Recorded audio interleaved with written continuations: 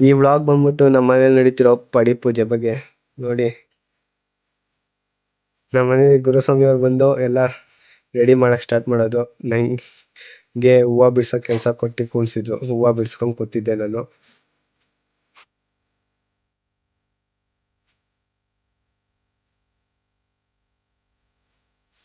So ಇಲ್ಲಿ decoration ಕೆಲಸ ಎಲ್ಲ ಮುಗೀತು. ಆದ್ರೆ ನಮ್ದು ಇನ್ನು ಹೂವು ಬಿಡ್ಸೋ ಕೆಲಸ ಮಾತ್ರ ಆಗಿಲ್ಲ. ಜೊತೆಗೆ ಇಲ್ಲೊಬ್ರು ಕಿತಾಪತಿ ಸ್ವಾಮಿಗಳು ಸೇರ್ಕೊಂಡ್ಬಿಟ್ಟ ನಮ್ ಜೊತೆಗೆ. ಸೊ ಹಿರಿಯವರೆಲ್ಲ ಕೂತಿದ್ದಾರೆ. ಅಡುಗೆ ನಡೀತಿದೆ. ಸೊ ಪಡಿನೂ ಬಂತೆ.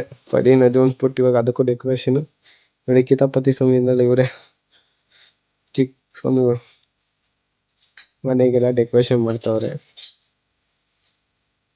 ಡೆಕೋರೇಷನ್ ಎಲ್ಲ ಆಯ್ತು. ಇವಾಗ ನೆಕ್ಸ್ಟ್ ಪೂಜೆ ಮಾಡಕ್ ಸ್ಟಾರ್ಟ್ ಮಾಡಿದ್ದೀರಿ. ನೋಡಿ ಹೆಂಗಿದೆ ಅಂತ ಕಮೆಂಟ್ ಮಾಡಿ.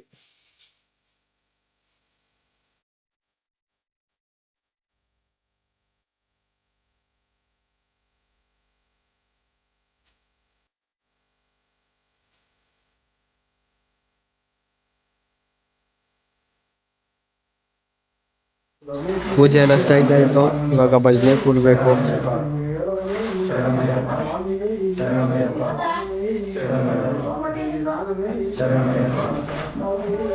ಭಜನೆ ಸ್ಟಾರ್ಟ್ ಆಯ್ತು. ಇವಾಗಿಂದ ಭಜನೆ ಸ್ಟಾರ್ಟ್ ನಮ್ದು. ಕೇಳಿ ಹೆಂಗಿದೆ ಅಂತ.